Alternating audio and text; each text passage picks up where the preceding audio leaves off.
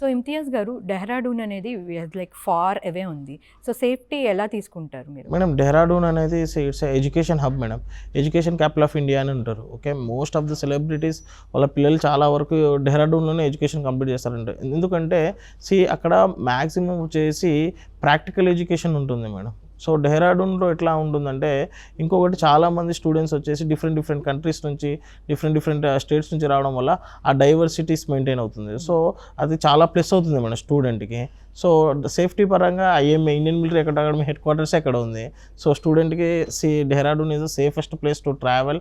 మీకు different states నుంచి different areas నుంచి డిఫరెంట్ కంట్రీస్ నుంచి స్టూడెంట్స్ ఉంటారు. సో మీ నాలెడ్జ్ అనేది ఎక్స్ప్లోర్ అవుతుంది. మీ కమ్యూనికేషన్ పరంగా 3-4 లాంగ్వేజెస్ ఎక్కువ వస్తుంది.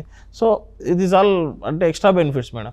అదర్ దెన్ దట్ యూనివర్సిటీలో ఆ కోర్సెస్ పరంగా కానీ ఆ ఇంటర్న్షిప్స్ కానీ పరంగా కానీ స్టూడెంట్కి వన్స్ ఈ get in to the university అవన్నీ అలవాటు అవుతాయి మేడం.